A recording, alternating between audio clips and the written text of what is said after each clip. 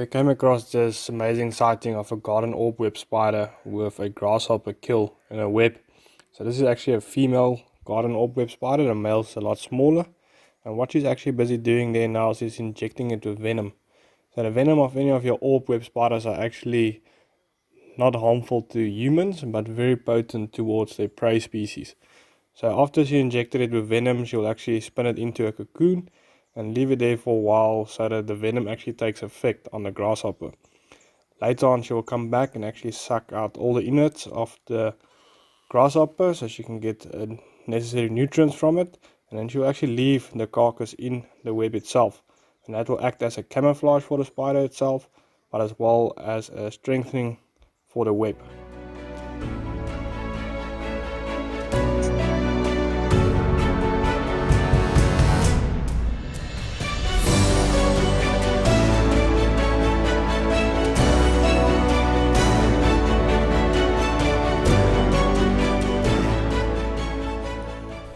During the summer months, elephants will feed mainly on grass and sometimes also fruits.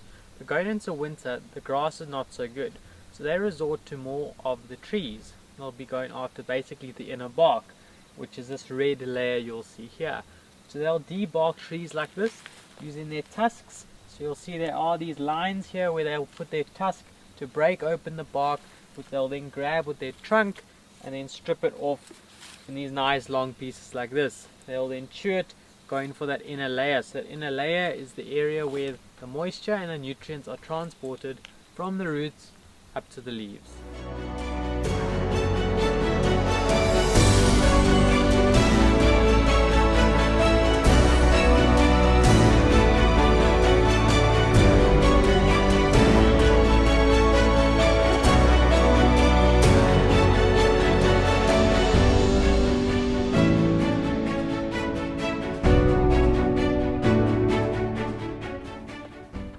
What a sighting, folks. It's always a pleasure seeing two members of our Big Five together in a sighting like this.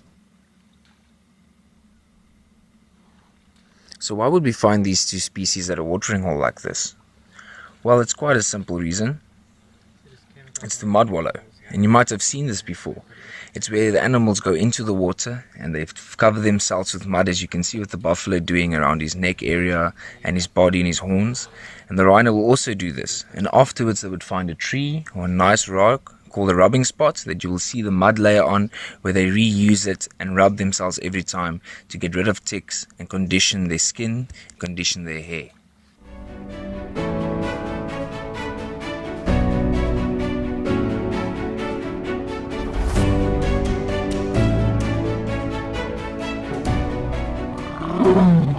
So what we have here are woolly-necked storks, so called because the fluffy woolly-looking feathers around their necks give them that appearance.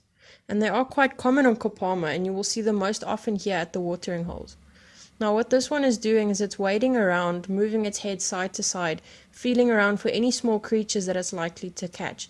Things like large insects, frogs, even crabs and mollusks, and sometimes even fish. Now this is a typical characteristic of storks, unlike the commonly seen grey heron, which would rather wait patiently in the water until a frog or a small fish swims past and then it grabs and catches it. Now these two woolly-necked storks are most likely a male and a female pair, as they like to wade in the water together. Now this pair will probably have a nest somewhere in a tree high, not too far away, as they like to stay close to the water.